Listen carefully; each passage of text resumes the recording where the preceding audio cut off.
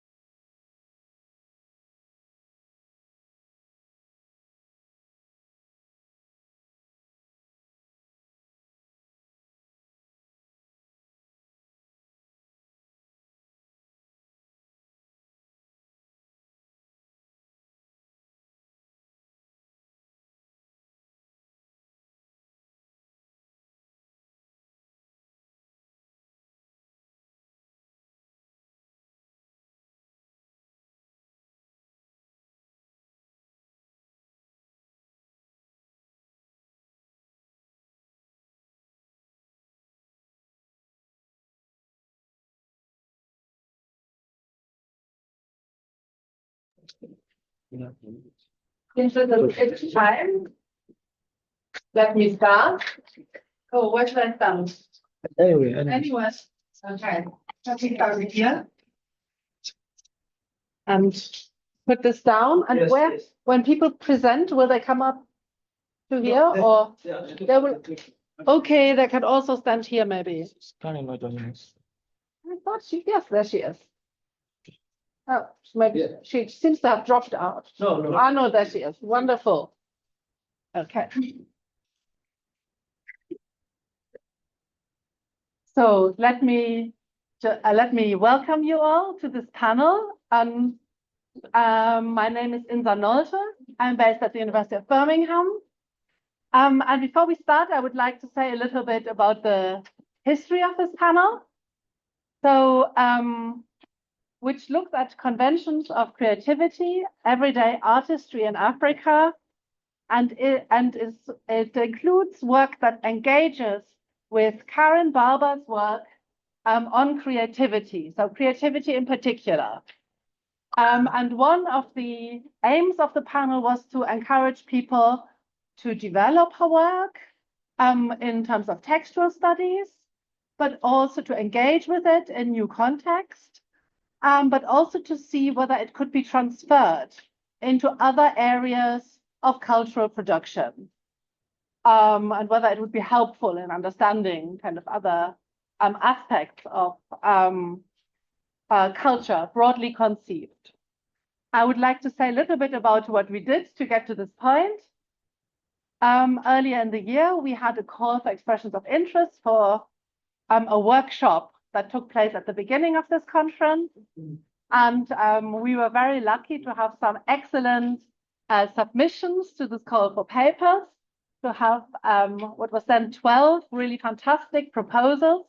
We are now 11. Sadly, we lost one of our colleagues on the way, but really fantastic. And we had a 2-day workshop on Monday and Tuesday this week, where we discussed creativity, different ideas and approaches to creativity in more detail, and learned what creativity meant to our workshop participants, how they defined it and how they defined its boundary or boundaries.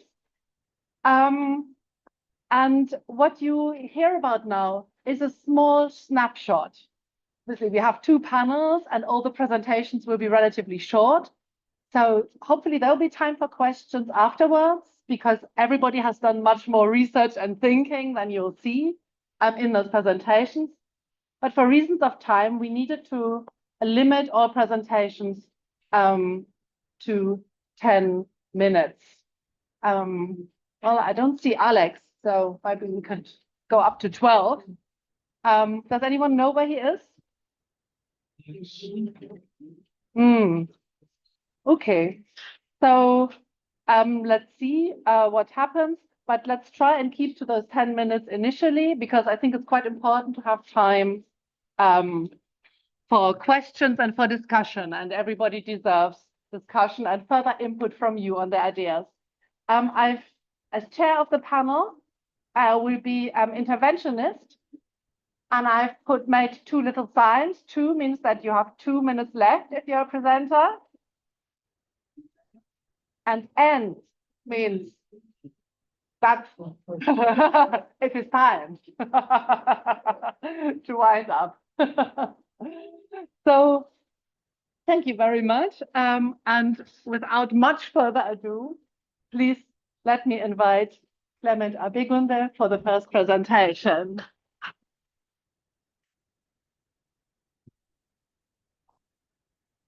You have a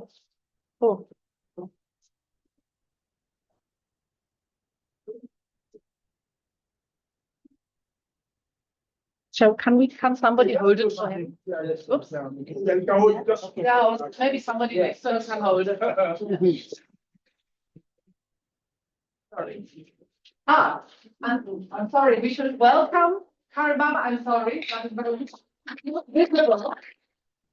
But I do hope she can hear us, and that the other people dialing in today can hear us.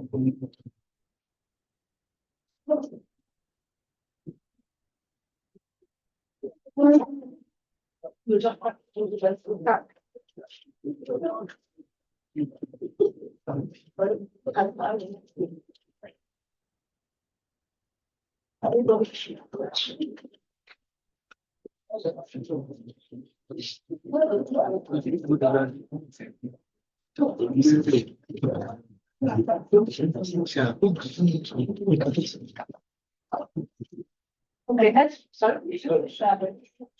Sorry. Calling Alex. Yeah, if you, calling, calling. Okay.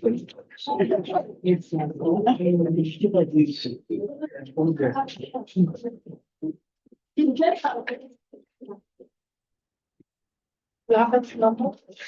I will, thank you. On the, oh, something was wrong.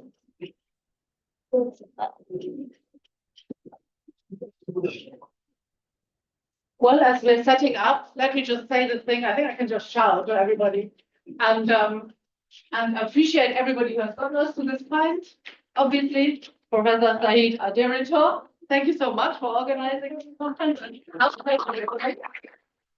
and our wonderful kind of mentors and contributors to this workshop, Juliet Gilbert, my colleague who's here. Thank you so much.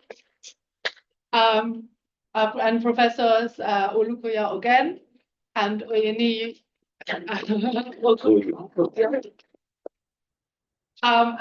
thanks also to Professor Barber, who's joining us online. Okay, and now we have the talk. Wonderful. Good morning, my mentors and my colleagues. My topic is women and masquerades in the North Central Nigeria. I am Clement. Speak up a bit louder.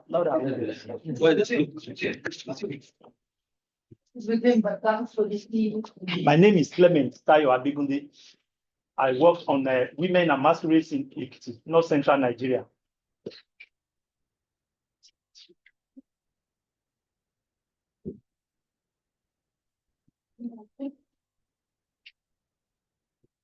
Patrick. Okay.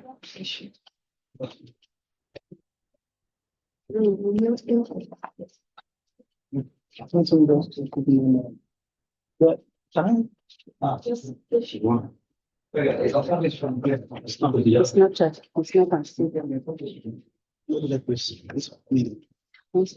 when you see this, when you snap it.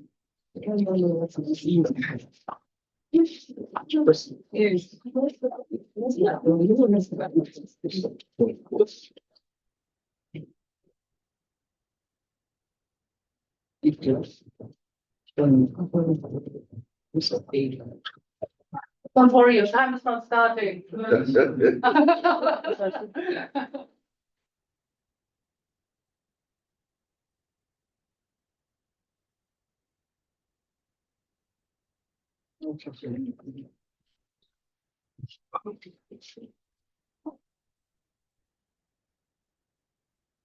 the introduction, Masquerade remains one of the most popular festivals among Yorubas of Nigeria's West Africa.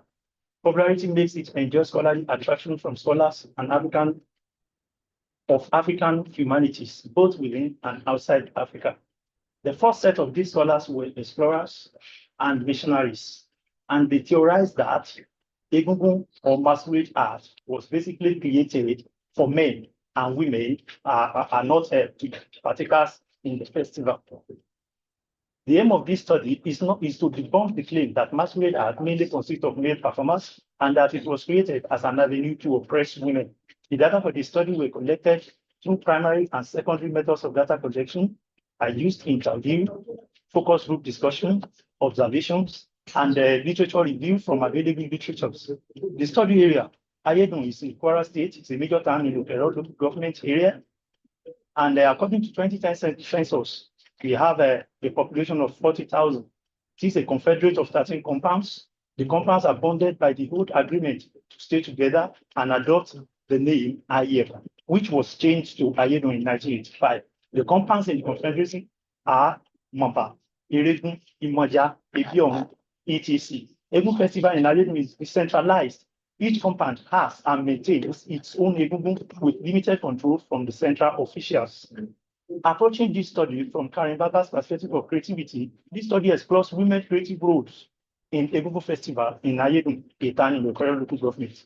As an ethnographic study, it examines the origin of Egungun, and the origin was is traceable to the antics of a leper who lost his father. And after losing his father, the family neglected him. In the process, he could not survive, and he devised a new way to get livelihood. He would wear a mask, and in that mask, he would come in the midnight and cry in a guttural voice that he was their father that died. So therefore, they should bring food for him on his grave, that he will come for the grave in the morning, for the food in the morning. They will bring the food. In the next morning, the food had disappeared. Like that, it continued. And at a point, people joined him and decided to commodify what they call awo. They call it awo. And at that moment, before you can practice awo in your town or in your domain, you must pay some amount. So that was how Egungun evolved as a masquerade art in my community. This continued until the practice became awo and was commodified. Thus, other communities in the environs came to buy it from the leper and his people in Ileshe, an extinct town in Kwara State. What is the place of creativity? Said before, scholars of African literature have been accused of focusing on the utilitarian purpose of their subject at the expense of its aesthetic qualities, where the beauty of the art dwells. By ignoring performative essence of art, the creativity of artists is often missed and subsumed in functional and utilitarian consideration. Performance itself goes to rural arts.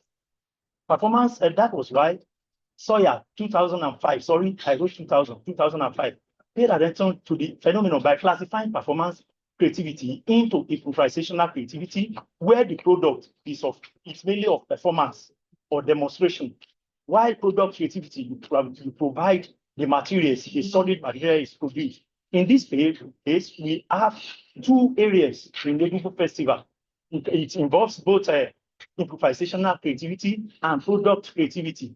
And Barber has warned that looking at oral arts from such binary perspective is often applicable to all cultures, as objects we thought is not applicable to all cultures, as the objects we thought to be opposites coexist. Masquerade art belongs to this category, as there is production of costumes at the product performance level and the real oral performance during the rituals. The following terms are very important. We say textualization, a process of rendering a given instance or discourse as text detachable from its local context, cited in Barber 2007. In other words, intertextualization involves taking a pattern, figure, or a particular text from its primary place of existence to a new place. Now we go into women roles now. In my community, the first woman to engage in Egungun was Ologbo, a woman from the lineage where Egungun evolved in my town. She decided to take part in Egungun Festival by buying the first costumes for all Egungun in my community. Then other women now joined her to purchase the costume for the head of Egungun in my village that named Agauru.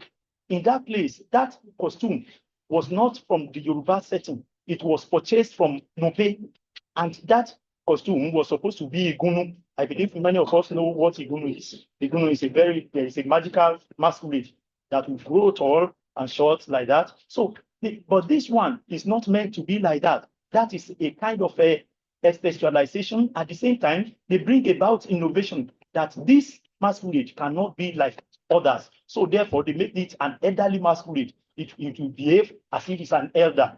Other terms such as improvisation, innovation, making things stick are important to this study.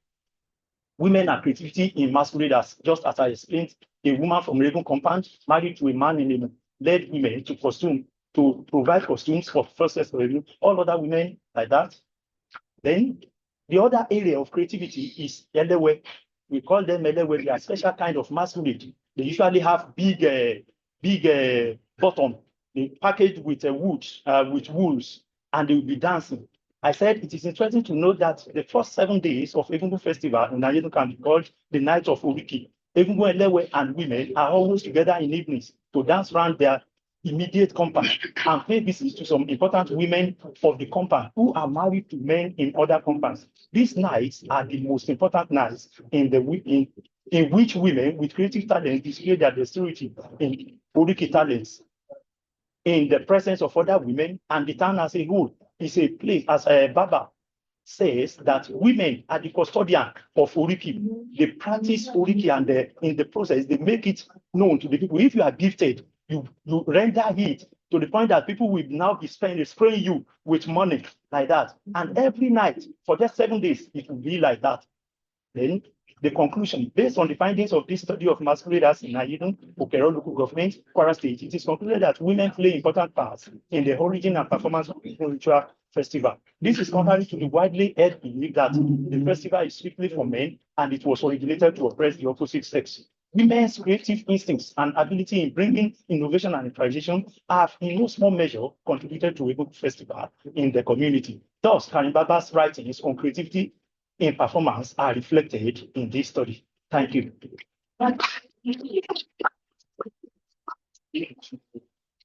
Thank you so much.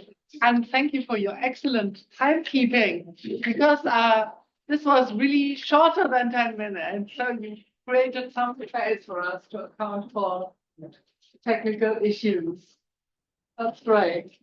So our so we'll have questions, I think, for all the presenters at the end of the session that will make sure that everybody has time to speak. I think sometimes otherwise it can be the case that the last speaker has to rush through their presentation in 5 minutes, and we don't want that. So please, everybody who's here, help me to thank the presenter, and we'll have the other presentations now and then questions later. Thank you. Now, our second presenter is going to be a bit late.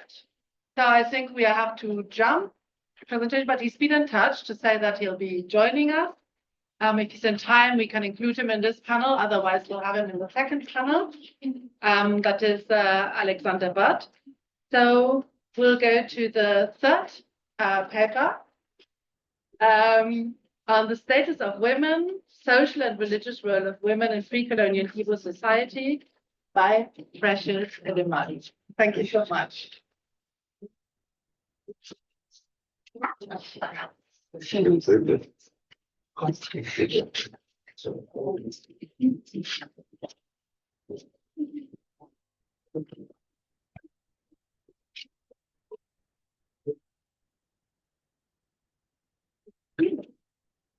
No, another one. Workshop presentation. Okay. Video. Okay.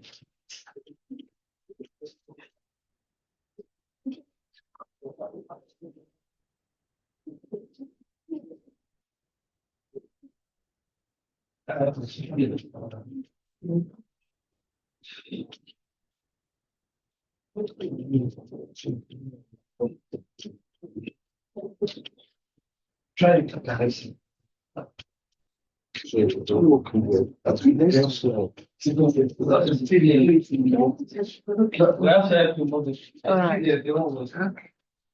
morning, everybody. My name is Precious Tunetiri from Department of History, University of Nigeria, Soga. So my topic is on the status of women, social and religious roles of women in the pre-colonial Igbo society. Yeah, sure.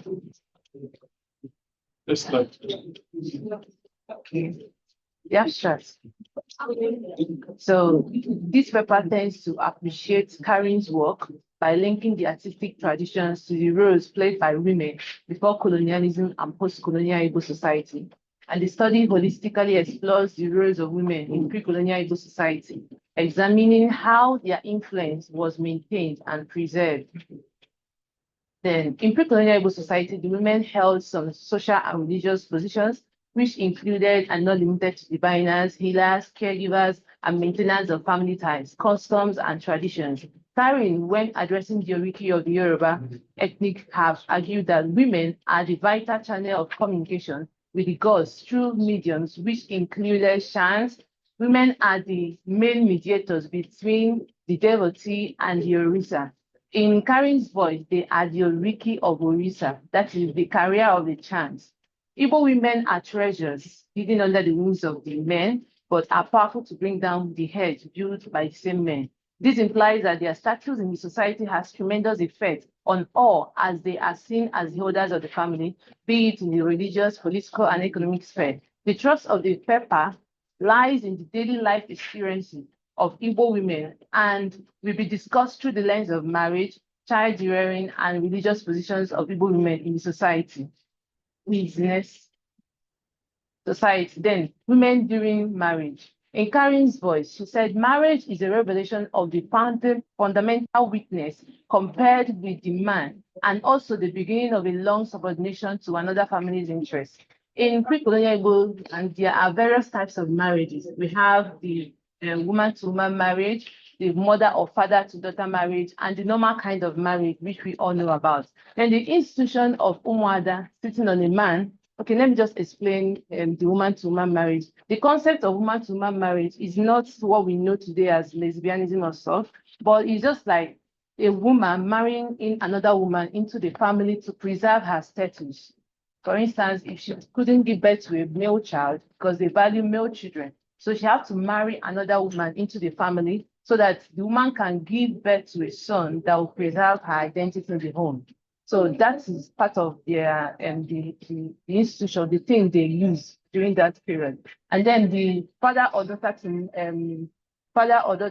marriage, father or mother to daughter marriage, that one implies whereby a man, like the parents, allows their daughter to stay home and give birth, just to preserve their identity and their status, you know, especially when the man, maybe if the parents are gone or if they are still alive.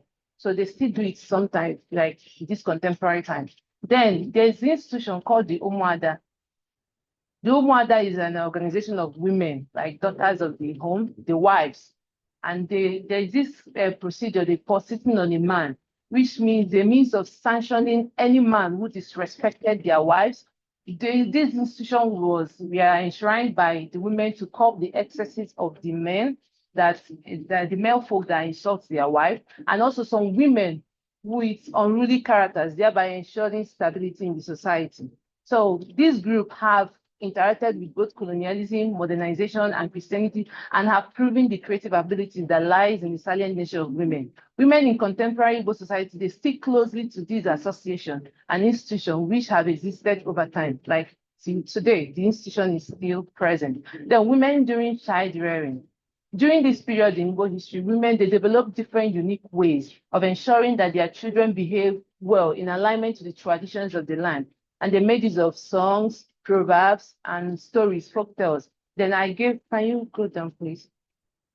There is a story in Beniowu Jeroi, that is tortoise and the goat went to steal. The story is all about trying to tell us that stealing is not good, and the kind of friends you keep matters. You know, because what tortoise did there, they entered through a hole to steal. And as he was eating his own palm fruit, he was going to the hole to check if he can pass. but he didn't tell his friend, the goat, what he was doing. And the goat was busy eating and eating. When the owner of the house entered, they wanted to run. Tortoise disappeared immediately, but the goat couldn't pass because his stomach was already big. So he was caught. And you know what the tortoise did? He stood there and was laughing at goats. So this will tell you, this kind of story will tell you, parents use it to, the mothers use it to train their children, to tell them that you have to know the kind of friends you keep. Some of them will stab you at the back. Everybody is not your friend. And then again, stealing is a taboo. It's not good. Okay. And then being cunning, because he was so cunning. From the story you see, so it's not a good thing for you to do. Next, please. Now I'll move to the religious positions of Igbo women during this period. From the historical development, women held a pivotal role in interpreting and interacting with the gods of the land, easily than men, which was why in each family there had to be someone that would serve. Yes, you know, although with the presence of Christianity, still in family, the religion position is still there. Either you're a Christian or a Muslim, or there is somebody, a female, standing in the gap. Okay, so their involvement in both rituals and in the during marriage, rituals that surround marriage, funerals, and every other thing. So it's created a kind of avenue for them to use it to stand up also and also elevate their status. Then in conclusion, after going through the work and everything, I realized that creativity entails the whole activities of man's character, work and attitude towards something better from the mind through the power of imagination. Yes. So women are in charge of generational preservation of culture, traditions, and customs of the land. So the paper has been able to identify some interesting creative roles of women, which they apply in their daily lives to ensure that they are well protected, even while preserving the traditions of the land. So Karin made it clear that if one needed a better understanding, you should look beyond colonialism and post-independence Africa. That is, you have to dig from the roots to understand the forms and shapes the society portrays in the contemporary world. Thank you. Thank you.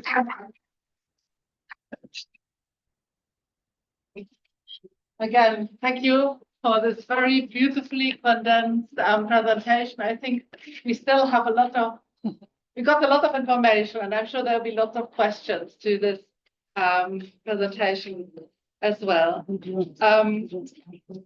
I was thinking that we had two presentations that were very sort of tight with time. I appreciate it. I think I was being very clear, but you could have used the full 10 minutes. Yeah, but let's see, and let's hope that we have time for discussion. So I want to go through as we are. The next presenter is our very own Dr. Yinka Faglile. So please, presenting on creative survival strategies of locally owned film streaming platforms in Nigeria. Thank you.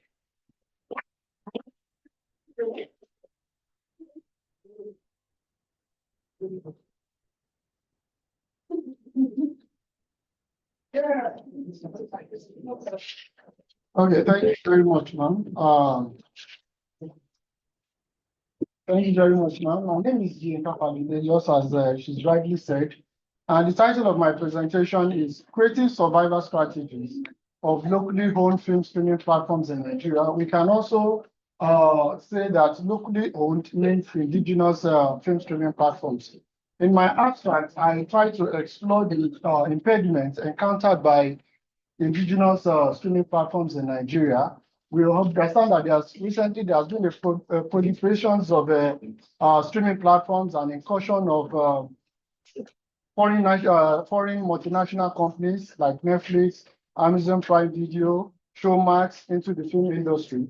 And of course, this has necessitated the kind of competition that tends to suppress or make locally owned film streaming platforms to go down. For instance, we have like Nollyland, which was existing before now, but it's gone down because they could not hold on to the competition. And of course, before the influx of Netflix and its variants, we had Ibaka TV, we had Iroko TV, and the rest of them. But this is really creating a kind of a stiff competition. So the study actually is to look at the creative and survival strategies on how these locally streaming platforms can compete and still remain relevant in contemporary streaming economy in Nigeria. Now, the approach I use is to look at Karin Barber's concept of creativity, cultural improvisation, and of course, the ground-up approach to carry out the study. The instruments are the methods I use is qualitative methods, and of course, I adopted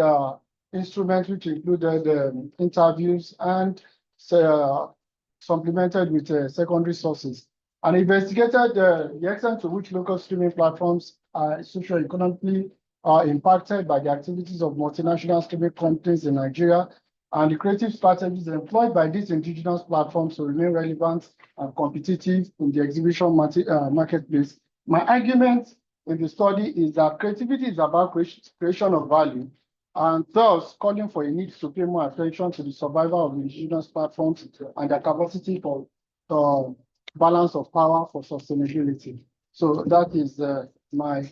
Now I go to the streaming war. Who wins? We have Netflix, we have Apata TV, and a lot of them, but the competition is very strong right now. So we see in my introduction, I try to look at Barber's concept of creativity. And in 2000, she noted that sometimes the necessity to adapt to new ways of doing things or forms may be as a result of encounter with new phenomena or better ideas. What does this mean? Initially, we had the Roku TV, we had the Ibaka TV and the rest. But now Netflix and the rest of them are coming in. So there is an encounter already, whether between better ideas. Is Netflix better? Is Iroko better? So there is an encounter. So what ideas come out now to supersede the other one? So this means that locally filmed streaming platforms must begin to engender creative ideas for them to succeed in the exhibition marketplace. And I continue. Barber also emphasized in 2000 that the goal of an artisan was to become his own boss or master, and every aspect of artisanship rested on individual self-reliance and initiative.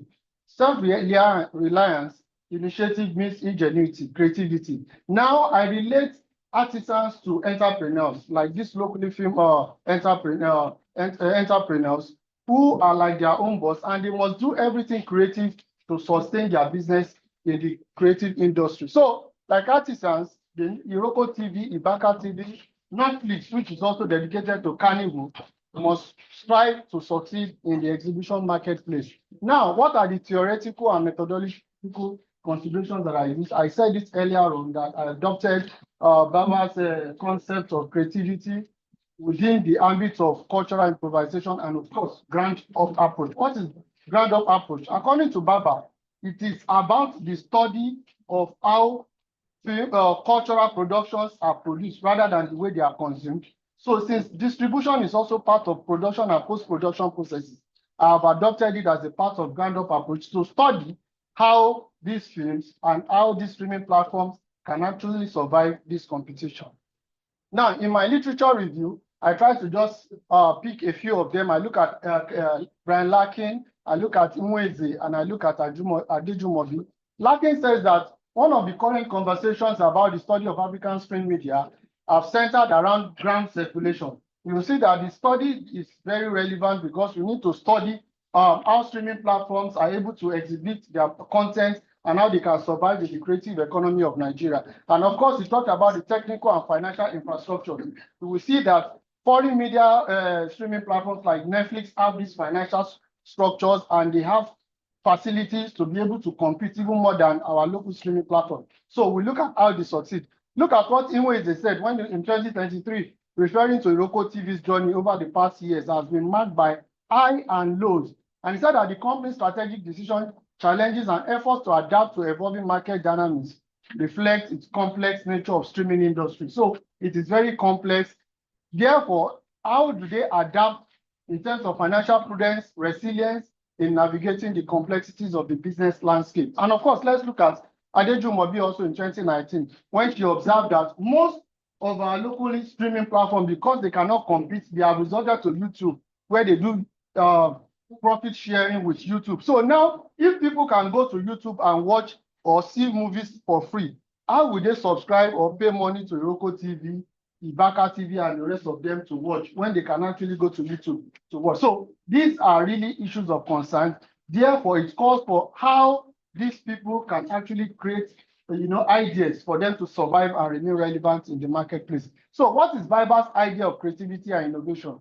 In 27, she mentioned two things that I would like to talk about in terms of that. She says that creativity are necessarily the result of departures from conventions, meaning that for you to be creative, you have to do something that is different from what others are doing. And in the last one, she mentioned that improvisation is a matter of give and take. So that means if you want to succeed, you must give something to get something and remain relevant in the market. So what is the give and take here? Look at, for example, the streaming platforms have adopted even this issue of give and take.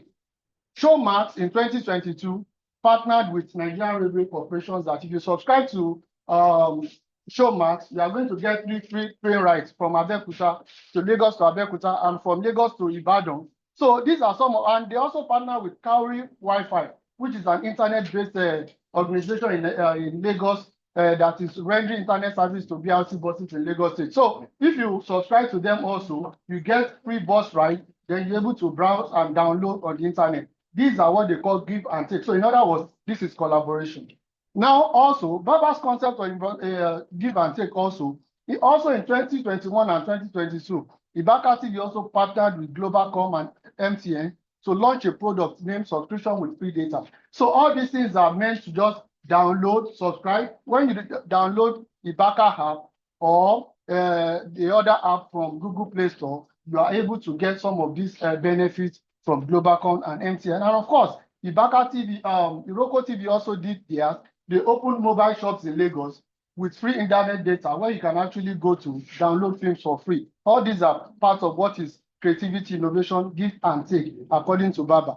Now, what are the strategies, survival strategies that our indigenous platforms are using to remain relevant? I interviewed Yinka Ayelokun in 2024, just this month, June. Yinka Ayelokun is an actor, a screenwriter, and an aggregator for Onokiti.com, which is an emerging streaming SVOD platforms in Nigeria. And he said to me that to stand out in the competitive streaming landscape, indigenous platforms must specialize in local content and become local champion. So that means they must dedicate to niche market. Also, Rare Edge TV also told me that they must do something different and diversify from the normal Alaba international market stuff. So that is Leye Fabusoro from Rare Edge TV.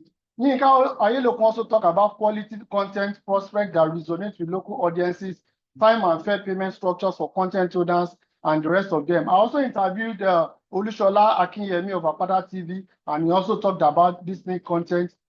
Creative strategies also involve, pay as you go, rental, pay per view, so that they can have all these customer relations, consumer protection, we leverage on AI and social media. And in conclusion, my paper aligns with Barber's idea of creativity and innovation as departures from conventions. But I advance this further by saying that creativity must advance the frontiers of understanding. That creativity is also about providing solutions through innovation. Thus, while creativity involves ideation, which is the generation of novel ideas, innovation is the application of those creative ideas to solving problems, thereby creating value and wealth. Indigenous film streaming platforms in Nigeria can then survive and compete in the film streaming market by creatively devising ground-up approaches while prioritizing end-user satisfaction. Thank you very much. So thank you very much. Again, perfect timing. I really love the professionalism of this panel. So thank you very, very much. And again, before we have questions, I remind you of all the topics that we spoke about so that you also remember what to ask questions about and perhaps to link one or two or three papers. Our next presentation is, where's she? Ah, there, sorry, yes, it's right into you, there it is. So it's by Deborah Jonathan, who reports on a wonderful, I think, wonderful practitioners engagement, understood through Professor Barber's theories of creativity, presenting on indigenous textiles and fashion innovation, social, cultural, and economic sustainability. Thank you very much. Please have the word.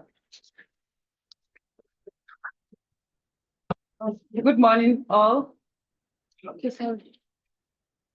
And you, what is the title of your? It's right. Yeah. All right. Good morning once again. I'm by name Deborah Ebute Jonathan from Federal University of Latvia, and I'll be presenting a paper which is titled Indigenous Textiles and Fashion Innovation, Social, Cultural, and Economic Sustainability. I think I have to do it for you from first. All the other ones.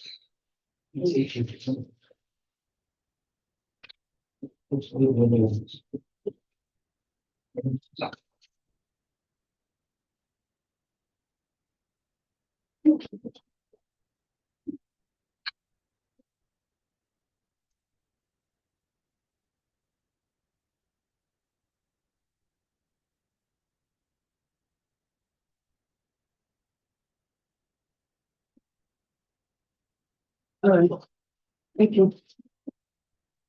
All right, as a way of introduction now, across Africa, indigenous textiles have long been used for crafting of fashion accessories, such as the woman's head wrap. Now, the head wrap holds a distinctive positioning in the history of African dress, both for its longevity and its potent significations. Head wraps have become important parts of the African woman's culture, symbolizing local beliefs and becoming an important form of self-identification for women. Now, head wrap is also a product of contemporary moments and is shaped by creative ideas of those who wish to make a fashion statement, and it is an ever-changing difference.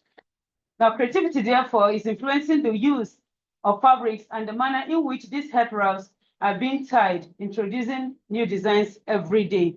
That is where the concept of Karin Barber comes in, where she talks about creativity is an everyday thing. It does not involve you going for the big things, but that little thing you can introduce every day.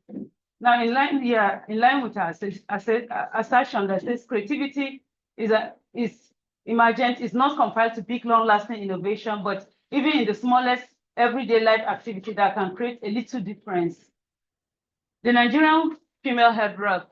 Now, the original and historical purpose of the Nigerian women's head wrap was first for sanctity of appearance, protection against harsh weathers, sunlight, and spiritual activity. Then came the purpose of fashion to enhance the woman's look. In contemporary society, the Nigerian woman has come to view her headgear as a necessary part or component of her social outlook. Women wear different styles of headgear across Africa, more precisely in Nigeria. Now, the flamboyant woman's head wrap has been given different names according to different ethnic groups in Nigeria. The Hausa calls it Aligogoro, the Igbo call it Oyigogoro, and then the Yoruba people call it Onile Gogoro or Ashiogele. So, for the purpose of this paper, however, the gele was adopted and will be used more frequently when referring to the elaborate women's head wrap. Now, this is because the head wrap is a product of contemporary. Now, this is because the Yoruba name for head wrap tends to be more pronounced when it comes to the symbolic and stylistic use of elaborate women's head wrap across Nigeria. This is also so because the Yoruba have a cultural tradition which is linked to the attire, which is called Ashoke, that supports the physical appearance of the woman's elaborate head wrap. In addition, historically, the weaving of Ashoke is one of the crafts of the Yoruba and is handed over from generation to generation. Now, evolution of Geletian styles from the 60s to date. Social events in Nigeria, we all believe that social events in Nigeria are never complete without seeing women wearing different elaborate headgears and style, techniques, colors to complement their outfits, especially when it has to do with traditional gatherings in Nigeria. Now, Touch 2020 revealed that the gele phenomenon in African women fashion over century has given rise to the women consciousness in their native dressing.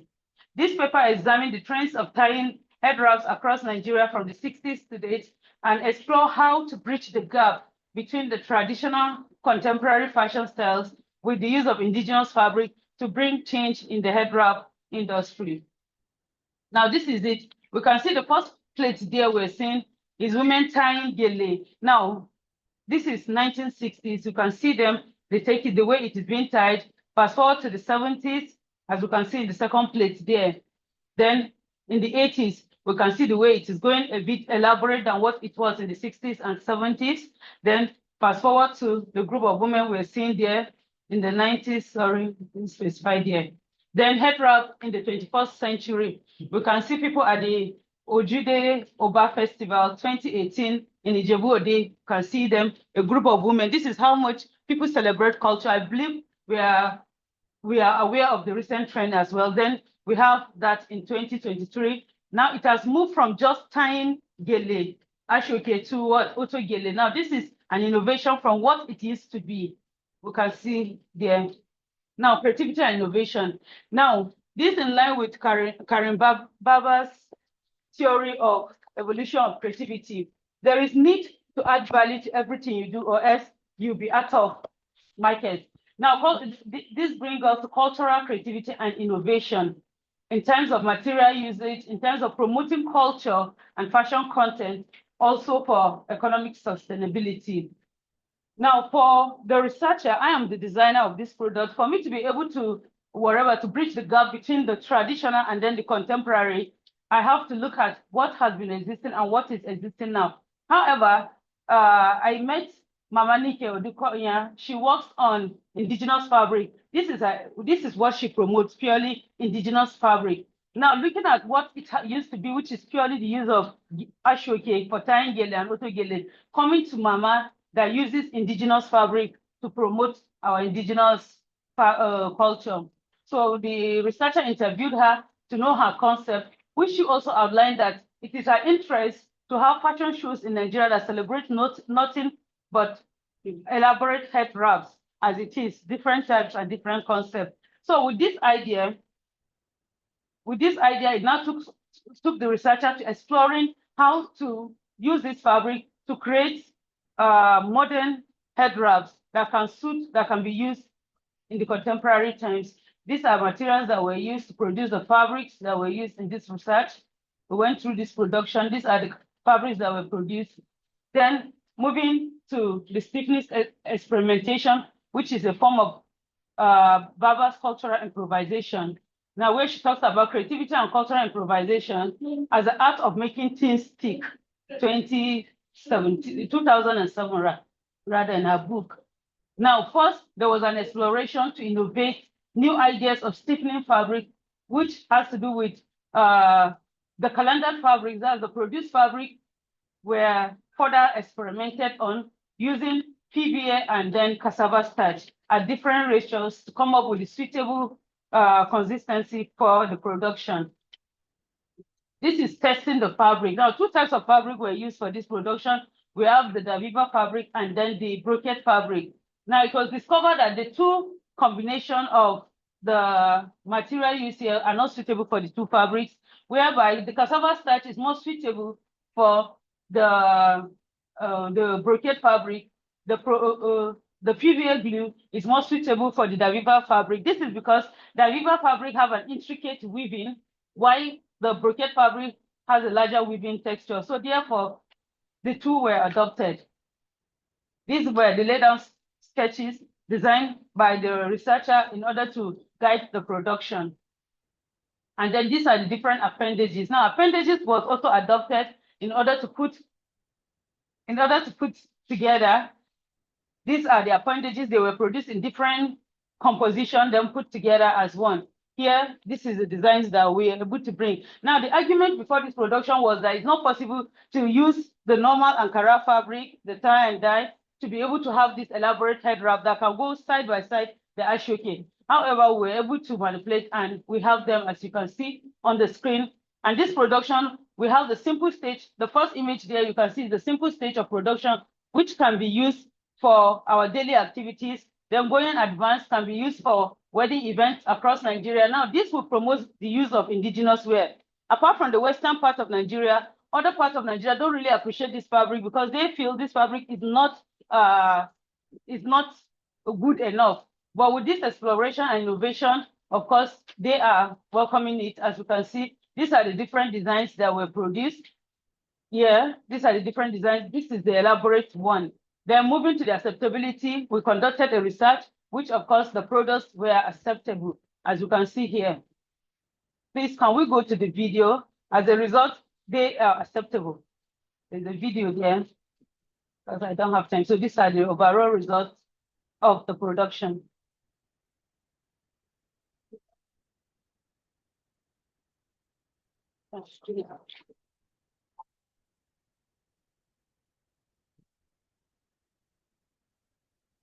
Maybe you want to say something?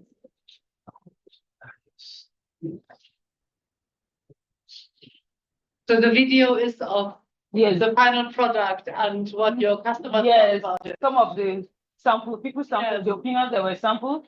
Yeah. This is how happy they were appreciating the fabric. These are the materials that will be used at the final stage of this production.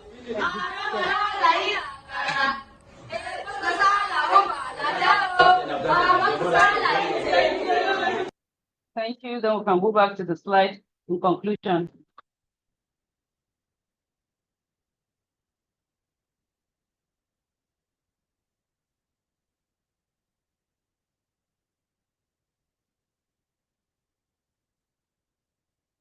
So this is the last one. No, I'm going to in conclusion. In conclusion. Yes. Is it one before? Yes, I've done the second use. Second to the last. Yeah. slide. Yeah, Second to the last slide.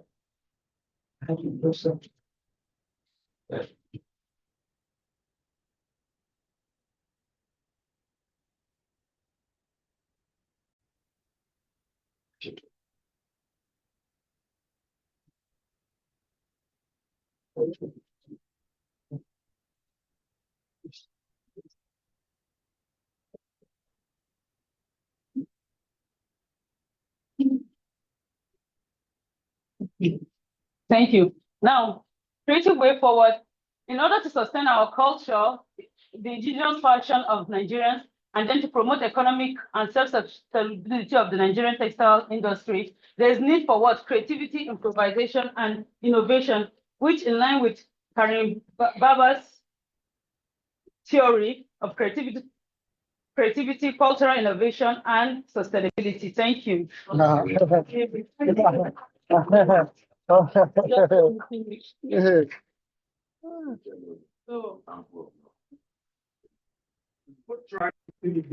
The one is cut off from us. That's very fast. Congratulations. You're able to finish. Okay. So you're trying to check whether they can reestablish the link. Thank you. Sometimes they just change it. Yeah.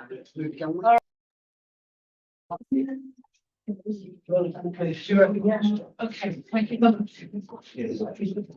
Wonderful. Are we back? No. We are back? Almost back. There.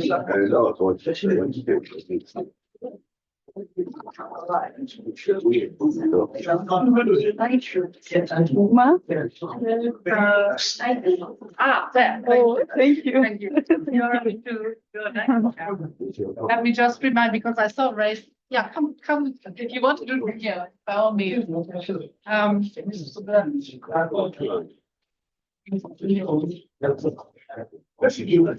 think I just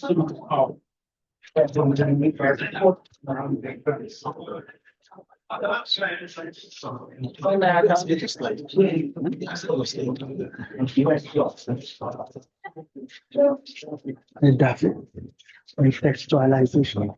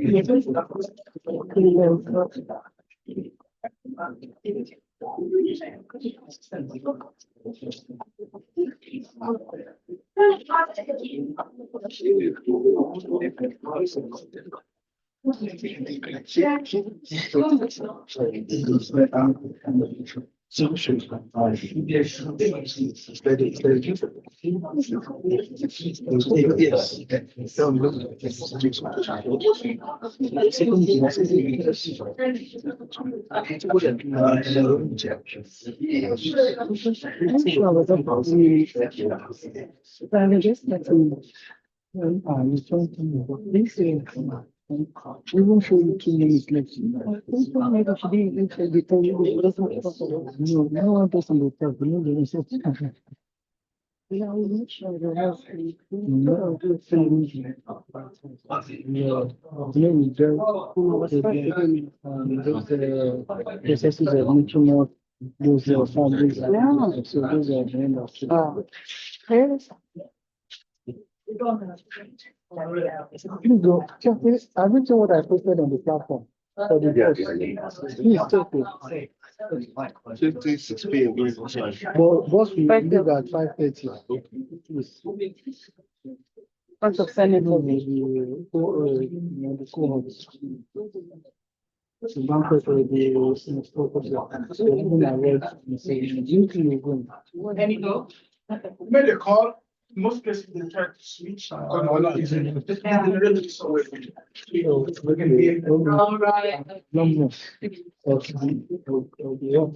But would you suggest that they can't do it? We just continue like that. Yeah. Sorry, do you need your power? But we could still look at it. Yeah. Are you okay to start without? I mean, we did have a long time. There, so you.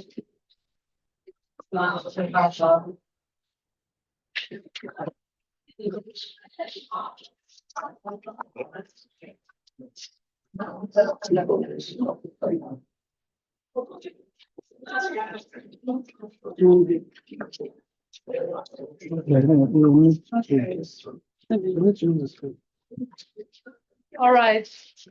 So I'm very sorry about the electricity. We'll just continue without. For those of who are part of the group, we've of course had the long version of the paper, but again, there will be a time for questions afterwards.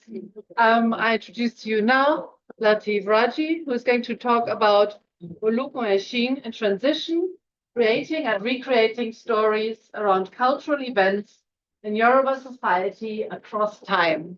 So thank you very much. Yes, thank you. Good morning, everybody.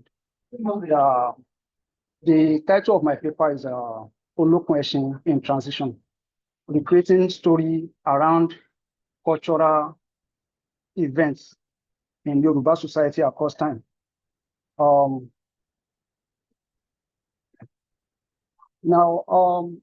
When I'm thinking about the topic, something came to my mind, and then in relation to recent production on Olokun, which is titled Election Oba.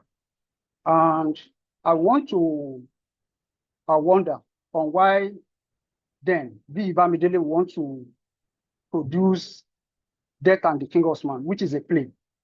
Why we want to adapt it for this screen, that's a Netflix. Since if you look at the play from the literature point of view, you see that play is not completed until it is acted. That is, the purpose of our play is to be acted. Then why will you want to adapt the play for big screen like Netflix? Then I try to locate this within the idea of creativity in line with the theme of the workshop. So, and that makes me to come by what we call the idea of adaptation itself. And when we talk of adaptation for tests for screen in itself is artistic. So adaptation is artistic, according to Ishola, 1998. So, and nothing artistic, except that that thing has a creative intent. Then it could be argued that two cultural productions of the same source vary. Okay. Then, if one cultural production depends on another, how has the new form retained the cultural elements? Then, could new cultural production inform rereading, reinterpreting its source of dependence? So the next one. Yeah, you can run. So I can't. This is this. Just go ahead. It's not moving. Wait. Supposed to. Yes, it's okay. It's working now. Okay. Now, the methodology of my work, I adopt qualitative, textual, and filmic analysis. What I mean by that is that my primary source of data depends on the test, the death and the king of man, and the B306 election over. Then also, I adopt Barber's generative approach to the analysis. No, it's just this one you use. Okay, it's just this one. This one. Now, though the concept of a generative approach by Barber is very complex, but there are some things that relate to my work, and these are what I identified. The approach brings into view the repertoire or field of argument out of which a play emerges or re-emerges. Then two, it also engages with the tradition of invention by which such repertoire or fields are continually replenished. Then its aim is to get at what is significant about the play. Now, my work and the Barber approach, the point of intersection. Soyinka works play emerged from cultural events of the Oyo in 1940. So what I mean by that is that now, if you look at the idea of oral tradition which has exists, or let's take back to the concept of Olokun itself, has to do with the lineage in Yoruba. And the lineage, we could not know about the lineage before now, except through Oriki.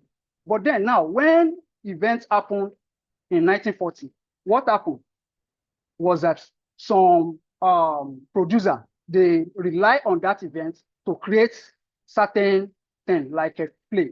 And one of those people later in 1970s was Soyinka, who created Death and the King of Man from that event. And then equally later in 2022, B306 rely on that Soyinka event to recreate another production, cultural production, which is a film. Then two, as identified earlier, an adaptation is artistic, creative, and if cultural forms emerge from the existing form, as pointed out in Barber 2007, this is an indication that new form can always be created, recreated. So therefore, here, if you look at what happened, if you look at this second point with the previous slide, we see that it is easier for Bamidele, and this will be a kind of in line with the Barber when she talks about it is always good to create something which can live for a longer time, and this will be the idea from Bamidele. Then we could examine what the significance of the new cultural form from the producer. We are talking about the significance of the recreation. Then now I have to look at the relationship between writer and producer, and then Here I draw on the Tunde Kelani intervention. If you look at Tunde Kelani today, we see that he happens to be one of the leading figure who has relied on the adaptation. And if you look at what Tunde Kelani is doing on the Oshegbe 1995, Thunderbolt Magun, we see there is a kind of relationship between the producer, that's Tunde Kelani, and the art form he is reproducing. Like Oshegbe, Akinwumi Shola happens to be the one that wrote it. Then Oleku Akinwumi Shola and the other. And if you look at Soyinka as well and Bandele, we see that there's relationship between them. My argument here is that the two, the producer, that's Soyinka, the writer and the producer, they come from the same cultural background. Therefore, it will be a kind of a strength for Bandele in order to be successfully recreate that cultural production, which we refer to as Death and the King Osman. Then here we come to the discussion on the production, that cultural production. Then one of the idea I identify here, we talk about the divergence in Death and the King Osman, like I've already pointed out that when we have two cultural production, there can always be differences in the production, in the later production. Then we talk about the language. If you look at the language of Death and the King Osman, we see that the language is purely English. But though Soyinka still retains certain Yoruba word, like the one that relates to clothes, like Alari and Orisha Ishu and so on. And the content as well, if you look at it, we see that Bandele equally leaves some elements out from there, like the story and then request for clothes. Then when writer or producer handles material this way, that is adaptation, what can be said to display high sense of tradition and also to bring new meaning? The significance is that when we have re-emergence of any cultural production, in a way, if it is cultural production, it will certainly be to at least reinforce the tradition in line, reinforce the tradition, and equally to bring out new meaning. Then from here, we look at, from Bandele recreation, it will be seen that he has retained the Yoruba cultural elements of proverb, song, dance, chants, belief, oriki. If you look at the play, we can see all this, and we can see different ways by which he engages with that. We can see one that is peculiar towards our social life for satisfaction, and in the way we see the one that is peculiar to ritual. Also, his work offers us chance to rereading Soyinka in relation to modern issue. Then, equally, when we look at the recreation, one of the significance is that it offers us idea into what is happening presently. And if you look at the election, we can see that, like the case of a protest, which is in line with what we are having in our modern day. We look at the Aloja and the Olumide when they were protesting against the colonial subjects. Then, in conclusion, recreation of cultural form, like Bandele's adaptation, using new medium technology, gives chance to reach larger audience who can interact with such form for better understanding of Yoruba people. That is one. Then it equally appropriate the cultural elements which define the Yoruba, that is in line with the identity. It equally shows social relevance of cultural production. And if new form could depend on another, there should be points of intersection between the existing and the new form, as there will be divergent points as well. So what I'm saying in essence is that when we have recreation, certainly it is a creative way and an innovative way, and certainly it has significance and social relevance. Thank you. Thanks so much. Thank you. So thank you again for the timekeeping. Our missing presenter has turned up. So we do have a film which we'd like to show you, which has been shortened from the workshop to fit in. And a reminder that we'll have questions afterwards I am a little bit worried about time. It was always ambitious to fit 6 papers into one panel. So since we have this room afterwards, I suggest that those people who are really interested in discussion stay on for a little bit longer, maybe another 5 minutes or so afterwards. And then we have a 10-minute break. But of course, we are usually okay, so Alexander Butt is going to show us the film about improvisation in Nigerian theatrical practice.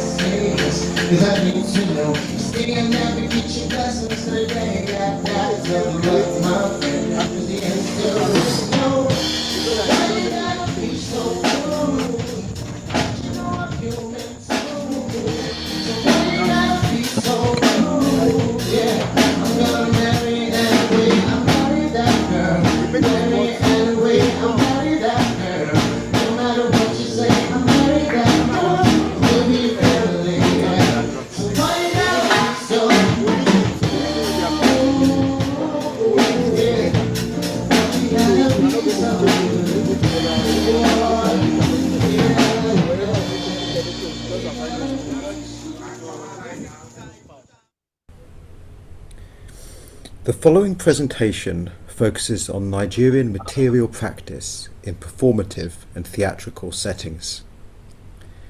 It is inspired by a point Karin Barber made in The Generation of Plays about the artisanal craft backgrounds of travelling theatre practitioners and how this artisanal mode influenced their creative process. This idea led me to undertake research into improvisation in craft practice across wood, fabric, plastic, and metal. In this paper, I explore 4 intertwined areas of material practice in furniture making, set construction for film and television, stage and red carpet fabrication for award shows and weddings, and the crafting of spectacular reveals for product launches. The craftsman's changing practice as they move between these genres is a close analogue to the linguistic improvisation Barber describes for the plays. I expand on her approach by linking it to materiality and fabrication, a new avenue Barber herself hinted at in the Getting a Show on the Road chapter. There she describes the adapting of venues and setting up of stages. A small group of set designers, notably Pat Nebo, Theo Lawson and Bedford Baluebi, emerged during the 1990s and 2000s, each of whom founded major workshops. Taking inspiration from Barber's research on the Adejobi Theatre, I was embedded in Mr. Bedford's set building company in 2015 and 2016. I arrived at Mr. Bedford's company F4D in Lagos on the 11th of July 2015.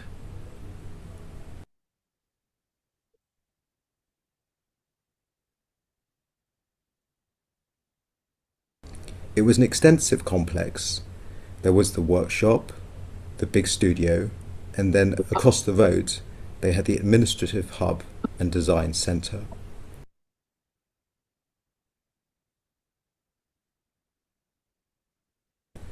I built quite a close rapport with Mr. Bedford, who was trained as a sculptor, but really he was a polymath. He was just a master across so many materials, from wood and steel to perspex and fiberglass. And he explained how he transferred that expertise from the world of fine arts onto film sets. Some of the designs we design here because we have a design unit next door. And once we're done with the design unit and the client okays those designs, then we'll start construction in the workshop. For the big sets, we probably will make use of the studio, but the set elements we need to create in the workshop. And basically, we have all manner of craftsmen that work with us. We have the carpenters, we have the welders, we have the guys with the soft hand, we have printers. And all these guys come together as a unit. We also have the apprentices that are also learning, because we apparently have a dearth of manpower in the industry. So we're constantly training young people to take over those aging hands. We build most of the major sets for most of the format shows in Nigeria. We've built sets for the X Factor. We've built sets for the Nigerian Idol, Nigerian Got Talent. We've built sets for Project Fame. It's one of the biggest reality TV show in Nigeria here. Very, very big in terms of followership. We've built sets for cooking shows, like Taste Quest for Unilever. We've actually built sets for even kiddies. We've built quite a number of sets. We're into sets build and construction of studios, and we are the biggest in Nigeria. I was embedded in Mr. Bedford's set building company in 2015 to 16, with follow-up visits over the next 7 years. Drawing on Barber's approach to intersecting histories, I highlight 3 key historical trajectories. First, the emergence of a generation of skilled material fabricators. In education and design professionalisation, the expansion of polytechnic courses has supplemented the apprenticeship system. In Mr. Bedford's company, at least 7 staff members had attended polytechnics, with Yaba Tech the major source of graduates. More recently, the professionalisation of interior design has had a profound effect on craft practice. Several of the set designers had learnt some of their concepts during their architecture degrees. During my research, those with specific interior design qualifications were also beginning to emerge. Secondly, there's been a rise of new forms of elite culture and consumption. Elite tastes have developed with a new level of resources concentrated on building large houses filled with thrones and other sumptuous furnishings, and on magnificent and highly composed events like large weddings and award ceremonies. This group constitutes the other side to the non-elite world of the material fabricators, as they are their main patrons. It also provides a parallel to the public milieu described by Barber, although in a more exclusive coterie sphere. The third historical trajectory relates to business and industrial histories. These are explored in depth in the extended version of this paper. Following Barber's leads, I emphasise a temporality that is distinct from these longer-term trajectories, one that is improvisatory, contingent, and eventful. As the theatre practitioners in Barber's study improvised in their use of language, the craftsmen in my study also employed manifold forms for improvisation, reapplying and modifying their skills, imageries, and materials as they moved between different forms of material practice. Whilst the set workers have brought skills into the studio from their outside work, the specificity of the studio soon came to mark their practice in important ways. The set craftsmen, originally trained in furniture carpentry, engaged with the challenge of creating furnishings not for the immediate needs of the eye, but rather for those of the lens. This imperative led them to develop new techniques and an aesthetic that we might term filmability. When the craftsmen had worked in conventional house carpentry, they were replicating mediations, usually from catalogue pictures, but now as set carpenters, they were also originating them. The house carpentry process simply involved copying furnishings from the catalogue images, but set carpentry also involved the production of furnishings for the purpose of producing new images. The set craftsmen were fascinated by the specific challenge of creating furnishings not for the immediate needs of the eye, but rather for those of the lens. This imperative led to the application of new techniques and significant skill upgrading.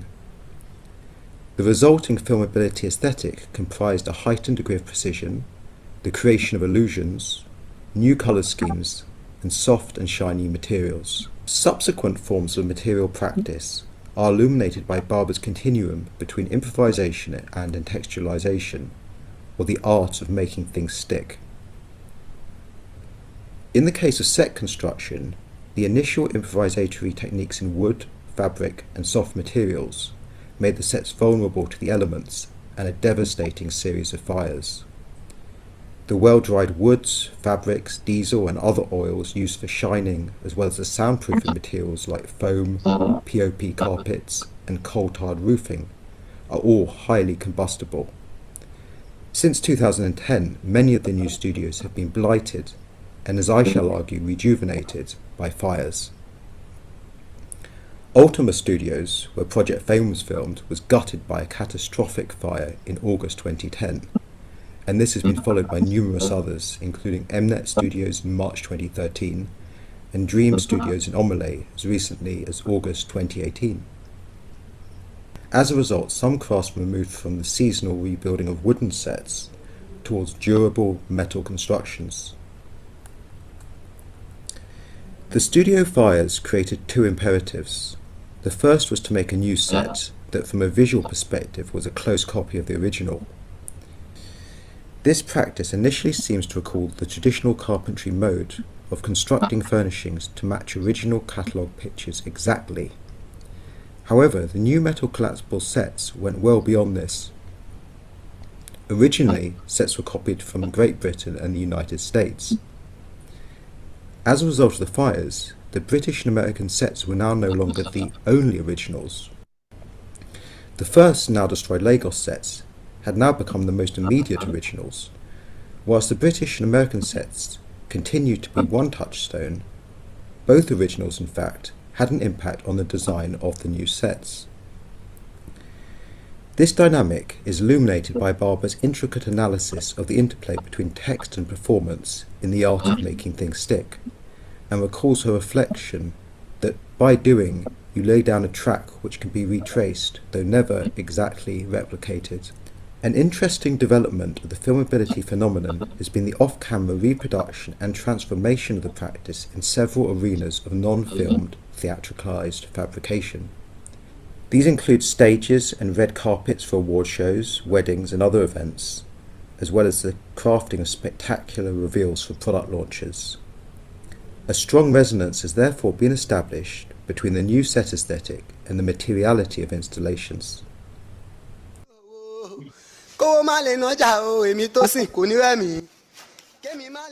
This presentation began with a reference to Karin Barber's emphasis on the entrepreneurial artisanship underlying theatrical practice. This led me to a focus on the material fabricators. In a mirror image of Barber's argument, I discovered that craftsmanship was equally underpinned by an artistic theatrical sensibility. In both cases, the interplay of these spheres set the stage for generating, in Barber's words, digressions, embellishments, and luxuriances of detail.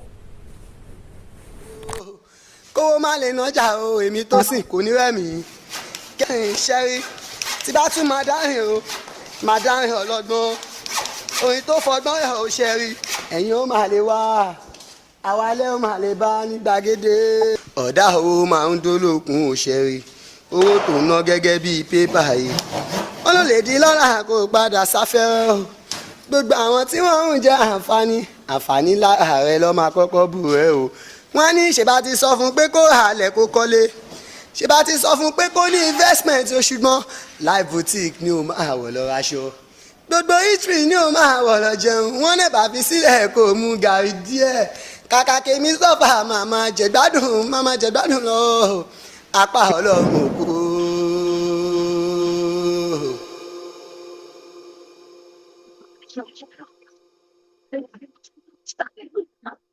Wonderful. Thank you very much. What a wonderful thing that we could have that film as well in this panel. So just to remind everyone of the topics we had, of the presentations we had. We talked about women and Egungun in Ekiti, Northern Ekiti.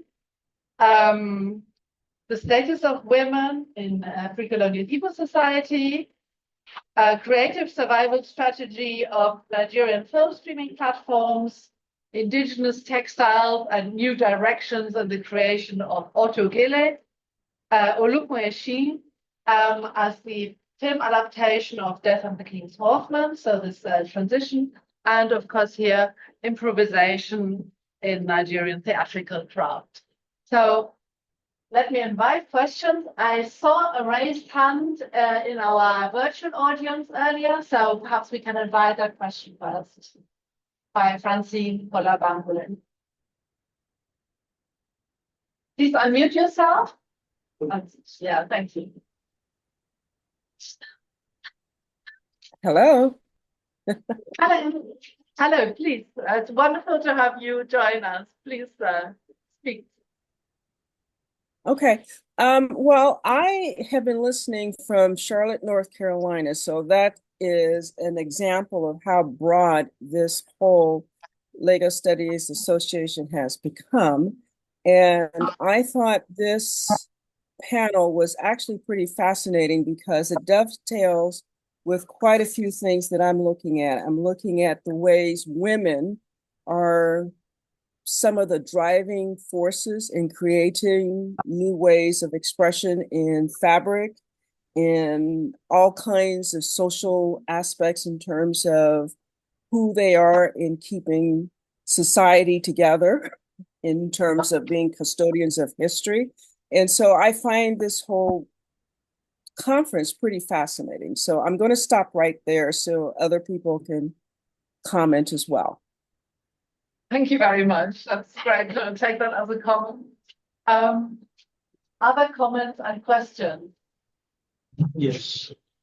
Please, yes. Question. I think my question is for the line presented on masquerade in Ekiti. Yes. Female masquerade. Yeah. So the question They are not female masquerade. No, they are women and masquerade. Okay, women and masquerade. Okay. Yeah. Well, I mean, these women that you mentioned, I mean, I think I found it very fascinating, and I'm aware, yeah, that women, play certain roles. I'm from Ekiti myself, from masquerade family, and I know that yes, they play roles. But then I was wondering whether I just thought that you need to clarify in terms of the age of those women. Because so these women are, usually what I know, what I'm aware of, of course, I'm not from the northern Ekiti part, from, is that most of these women, actually, they call them Yeyeku. So they're the mother of this masquerade, and then they are old. And at that stage, again, when you look at Yoruba culture, they are not really women, they're honorary men. And so, and they play certain roles simply because they're able to keep the secret. So, but again, I don't know. So I just wanted to, probably make a question.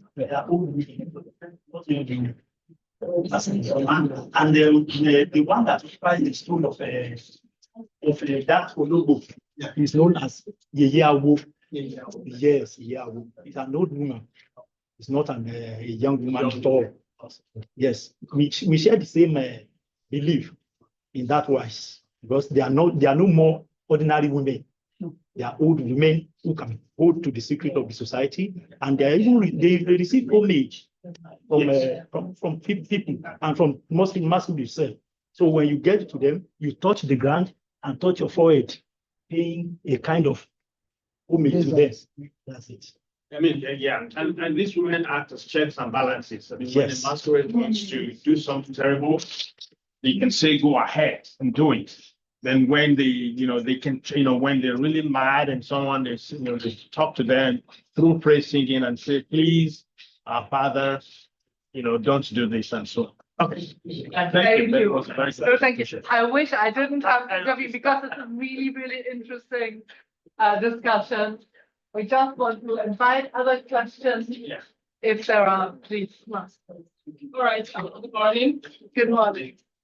My name is Ifeoma Okorie.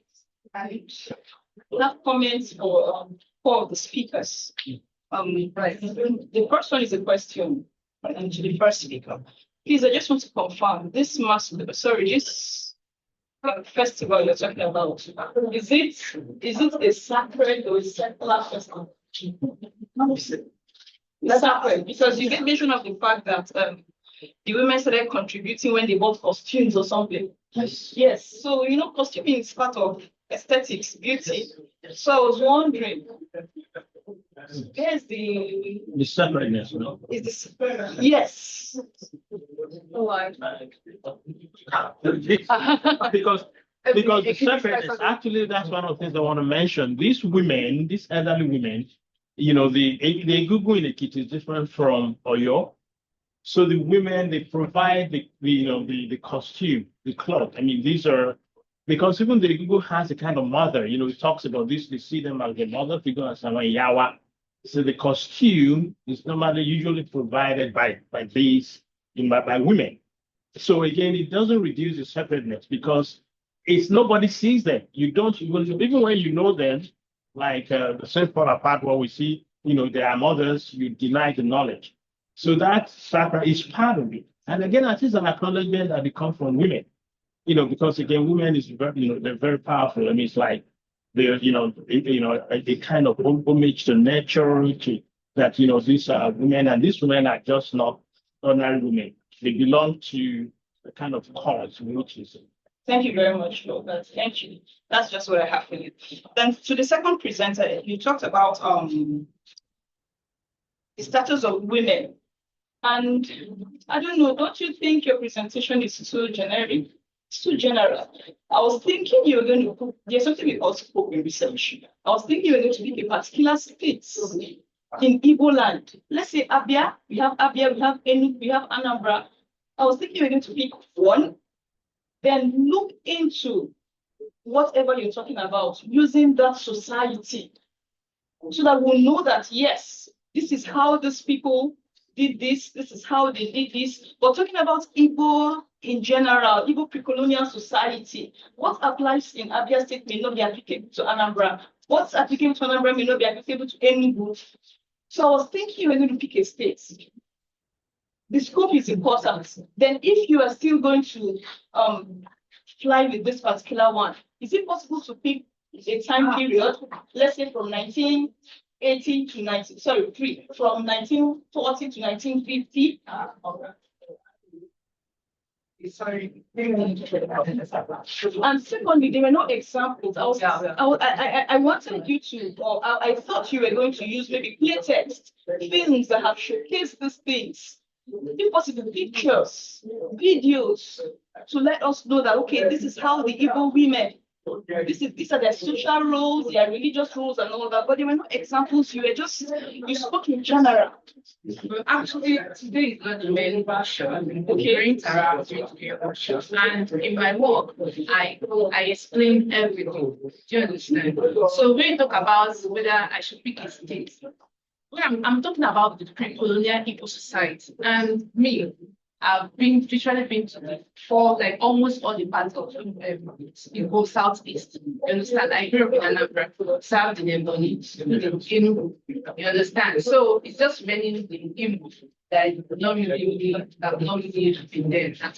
So I'm from my studies and research and interculturality. Okay? So all those things, what I explained is on Igbo culture. Do you understand? The Igbo traditions, how they see the song they sing in Anambra might be different from the song they sing in other states. But do you understand? I'm trying to talk about the status of women, how they navigated that time in preserving their own destiny. Do you understand what we talk about? Thank you very much. Then I think it's okay. We have gone into our 5 minutes, so maybe we can take the discussion outside. We will be together if you will join us for the next session. We appreciate your contributions, but I'm sorry to cut you off. Time is not our friend, so but eventually. Thank you so much to everyone.